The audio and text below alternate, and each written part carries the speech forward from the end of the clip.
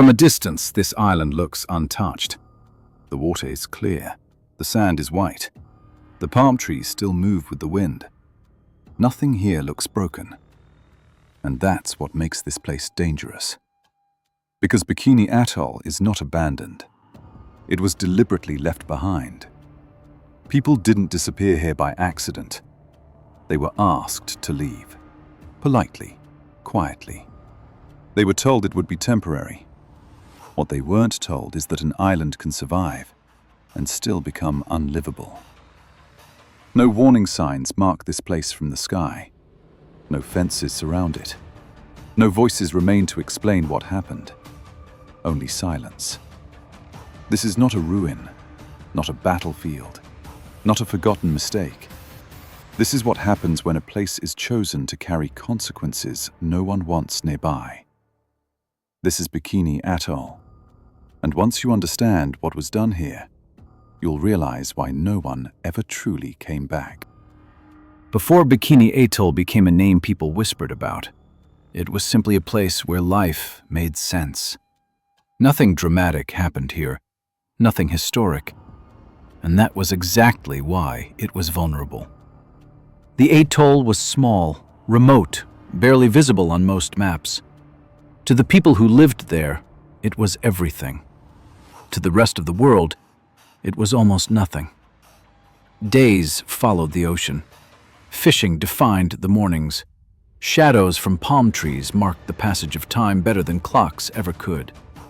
There were no borders here, no fences, no warning signs, just land, water, and memory layered on top of memory. Generations were buried in the soil, stories were embedded in the reefs. Every path had been walked before by someone who belonged. And then the world changed. Far away, decisions were being made in rooms that had no windows facing the ocean. Maps were laid flat on tables. Distances were calculated. Consequences were discussed as numbers. The island did not know it had been noticed. When the ships finally appeared on the horizon, they did not arrive with urgency. They came slowly, carefully, as if nothing dangerous was about to follow. The conversations were calm. The tone was reassuring. The people were told this was temporary, that their cooperation mattered, that they were helping something bigger than themselves. No one used words that sounded permanent. No one described what would happen to the land itself, because it's easier to ask people to leave than to explain why they can never return.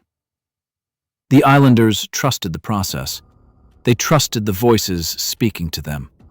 What choice did they have? Leaving was framed as participation, not removal, as contribution, not loss. They gathered what could be carried.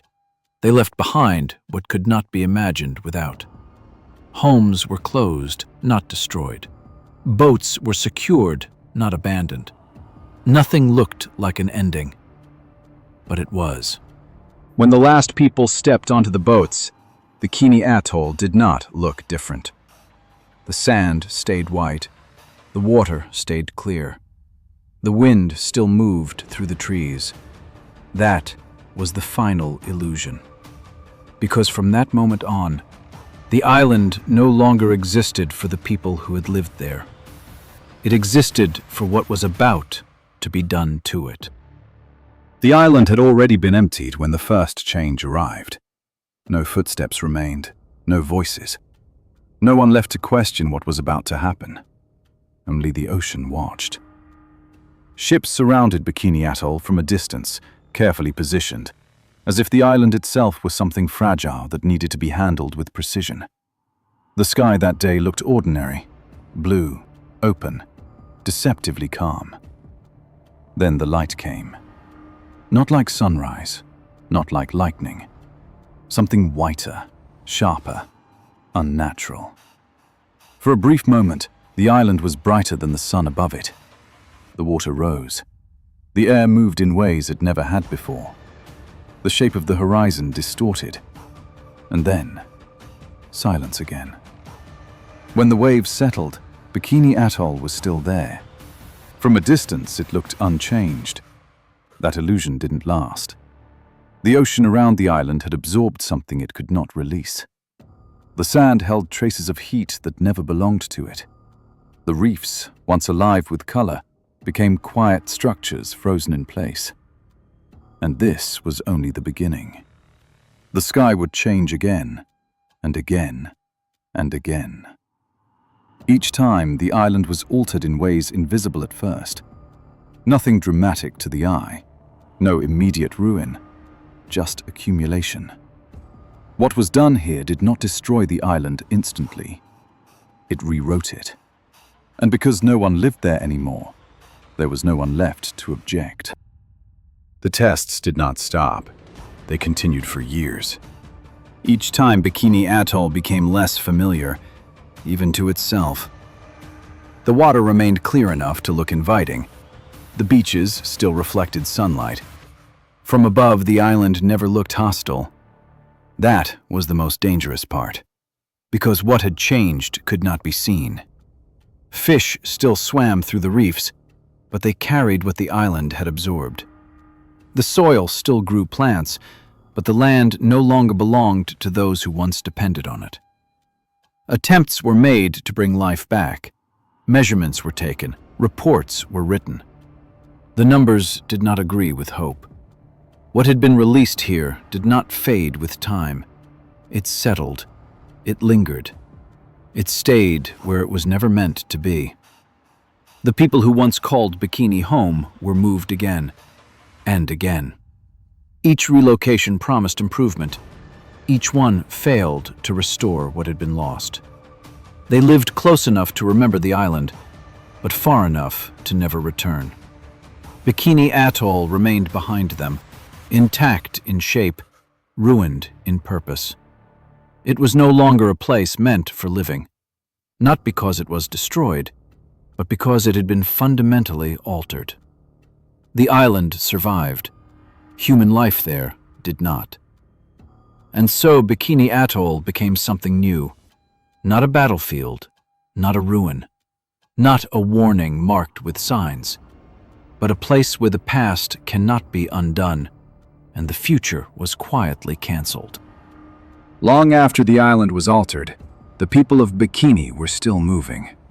Not forward, just away. They were relocated once, then again, then again. Each place was described as temporary. Each move promised stability. None of them restored what had been taken. They were given land that did not feed them the way the ocean once had. They were placed among unfamiliar currents, unfamiliar soil, unfamiliar limits. What they lost was not just geography. It was rhythm. Knowledge passed through generations. A way of understanding the world that only works when you are exactly where you belong. Bikini Atoll remained visible on the horizon of memory, close enough to imagine returning, far enough to remain unreachable. Some tried to go back. The island looked the same. That was the cruelty of it. The beaches still curved the way they remembered. The water still shimmered. The trees still stood. But the island no longer accepted them. What had settled into the land did not announce itself. It did not warn. It simply existed. Time passed. Those who remembered the island as home grew older. Some never saw it again. Others saw it, but could not touch it. Their children learned the name Bikini as a story, not a place. And slowly, the island outlived the people who belonged to it. Bikini Atoll remained. The community did not.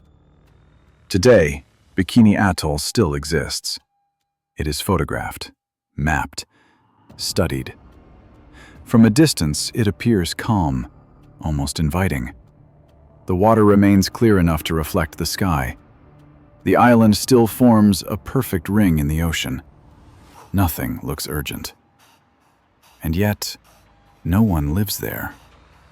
Not because the island disappeared, but because it crossed a line that cannot be uncrossed. Bikini Atoll became proof of something rarely acknowledged: that a place can survive while being removed from human life entirely. That damage does not need to look violent to be permanent. There are no ruins here to warn future generations, no visible scars dramatic enough to demand attention, only absence. The island waits, unchanged in shape, forever altered in meaning. And the world moves on, carrying the lesson quietly, if it carries it at all. Because the most unsettling places are not the ones that look destroyed. They are the ones that look beautiful and can no longer be lived in.